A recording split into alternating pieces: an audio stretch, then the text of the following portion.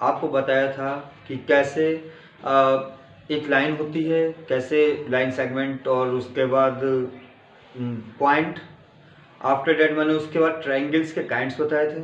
आज ट्रायंगल को ही कुछ आगे बढ़ाते हुए मैं चर्चा करता हूँ आपसे ट्रायंगल के एरिया के बारे में कि उसका क्षेत्रफल, एरिया मतलब क्षेत्रफल, क्षेत्रफल क्या होता है। तो मैथ्स माइंड के इस चैनल में मैं संजीव कुमार जौहरी आपका बहुत बहुत स्वागत करता हूं और अब मैं सभी स्टूडेंटों के लिए एरिया ऑफ ट्रायंगल लेके आया हूं।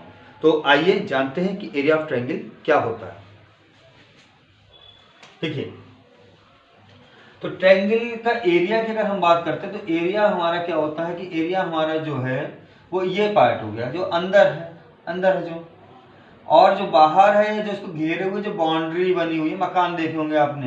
अब मकान में क्या होता है भाई, मकान में देखिए प्लाट होता है, ये प्लाट है, उन्होंने कितना गज प्लाट, उन्होंने ऐसा है 100 गज प्लाट है, 100 गज है। लेकिन ये क्या है, ये प्लाट है और इसके अंदर 100 गज है, वो एरिया है। बाहर क्या है, बाहर उसका पेरीमीटर है।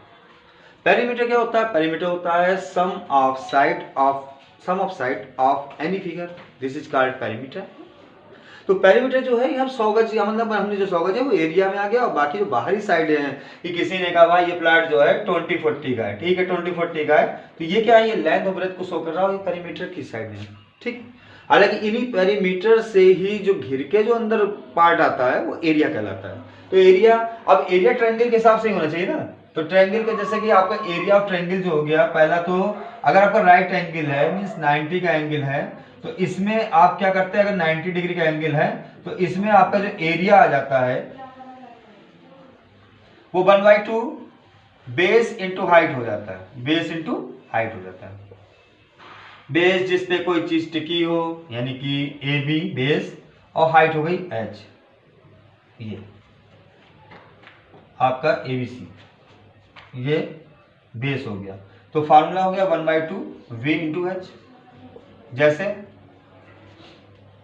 क्वेश्चन बनता है, एग्जाम्पल बनाते हैं, find area of triangle, find area of triangle. Figure बना देता हूं मैं, और इसमें आपको एक 6 दे रखा है, एक 4 दे रखा है। तो आप क्या करोगे, 1/2 आप देखोगे कि राइट एंगल है नहीं है। अगर राइट एंगल है तो नॉर्मल सी बात है, आप इन दोनों की मल्टीप्लाई कर देंगे, 1/2 6 इंटू 4, और आप लिख दोगे 2 2 जा 4 और 6 2 जा 12, क्योंकि दो साइडें हैं भाई, ये भी मीटर में और ये भी मीटर में। तो साइड यानी कि अगर साइड इंटू साइड की मल्टीप्लाई करेंगे तो साइड की पावर 2 हो गई, और मीटर की मीटर से मल्टीप्लाई करेंगे तो मीटर की पावर 2 हो गई। तो यहाँ पे यूनिट क्या हो गई, मीटर का स्क्वायर। पहले ऐसा, अब आपके माइंड में आ रहा होगा चलो ये तो सही है, ये तो सर ने समझा दिया, ठीक है कि ये एरिया जो है सही है, बिल्कुल सही है। लेकिन अगर ये हमारे पास बेस या परपेंडिकुलर नहीं हुआ तब क्या करोगे, तब उसके लिए चलो सेकंड कंडीशन देखते हैं हम, पहले इसको ध्यान से देख लीजिए, ठीक है। अब सेकंड कंडीशन देखते हैं कि इन्होंने जो है आपको बेस या परपेंडिकुलर दोनों में से कोई भी वैल्यू नहीं दी है। तो चलो देखते हैं क्या करते हैं, यहां पे इसको इरेज कर रहे हैं, और सपोज दैट एक फिगर दे रखी है आपको एरिया फाइंड आउट करने की, इस तरह से फिगर दी है, और ये दे रखा है 13 और इसको दे रखा है आपको 5।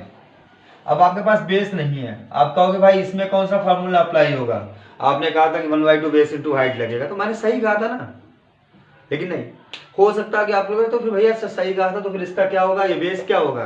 तो मैं आपको बता दूं, जहां पे भी राइट एंगल होता है पाइथागोरस थ्योरम लगा दो, और पाइथागोरस थ्योरम से कोई भी साइड निकाल लो, लेकिन शर्त कितनी है कि ये एंगल 90 का होना चाहिए। अगर 90 का एंगल नहीं हुआ तो आप यहाँ पे उसका बेस नहीं फाइंड आउट कर पाएंगे। तो क्या हो जाएगा भाई, आपके पाइथागोरस लगेगी हाइपोटेनस का स्क्वायर इक्वल AB का स्क्वायर प्लस BC का स्क्वायर। आप बहुत ध्यान रखिएगा। अब आपके सामने समस्या क्या आ रही है, आप कहोगे सर ये तो बताइए कि हाइपोटेनस होता क्या है। तो मैं भाई ये कहूंगा कि जो दो लाइन आपस में 90 का एंगल बनाती हैं और उसको एक तीसरी लाइन जोड़ती है, हाइपोटेनस हो गया। साथ ही साथ ये जान लो कि हाइपोटेनस सबसे लॉन्गेस्ट साइड होती है, इससे बड़ी साइड आपको ट्रायंगल में नहीं मिलेगी।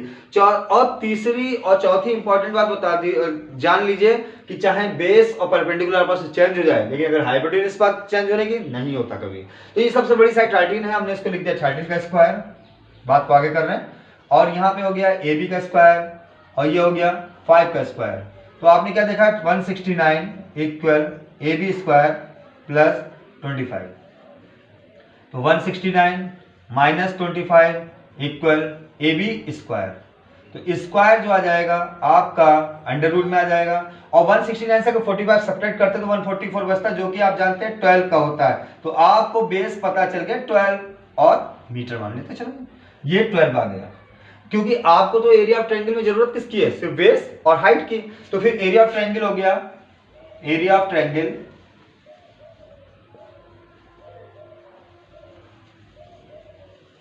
One by two base into height. तो 1/2 बेस कितना हो गया, अभी अभी आया 12, हाइट कितनी आई 5, 12 इंटू 5, तो मतलब 2 6 जा 12, तो 6 5 जा 30 मीटर स्क्वायर। अभी अभी हमने क्या बताया कि यूनिट एरिया की यूनिट कोई सा भी एरिया हो, कैसा भी एरिया हो, यूनिट हमेशा स्क्वायर यूनिट आती है। मतलब मीटर स्क्वायर हो सकता है, सेंटीमीटर स्क्वायर हो सकता है, मतलब ये मिलीमीटर स्क्वायर हो सकता है, कुछ भी हो सकता है, लेकिन स्क्वायर हो सकता है, स्क्वायर ही होगा, हो सकता नहीं होगा। ठीक है, तो ये आपने क्या सीखा, आपने राइट एंगल का एरिया निकालना सीखा।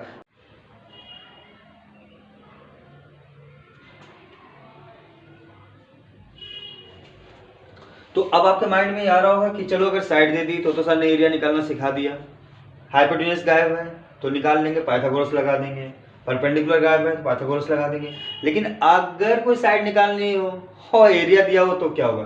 चलो इसी क्वेश्चन करते हैं, फिर से इसी क्वेश्चन को बिल्कुल वैसे करते हैं कि इस बार हमारे पास कोई साइड गायब कर दिया, हमने इस 12 को ही गायब कर दिया और हमने ये भी गायब कर दिया 13। अब बड़ी समस्या है कि यार तो फिर तीसरी साइड कैसे निकाल लो। भाई जहां 2 यूनिट अगर प्रेजेंट है तो वहां तो आप निकाल लो, लेकिन जब 2 यूनिट गायब है और 1 यूनिट प्रेजेंट है तो दूसरी यूनिट कैसे निकाल लो।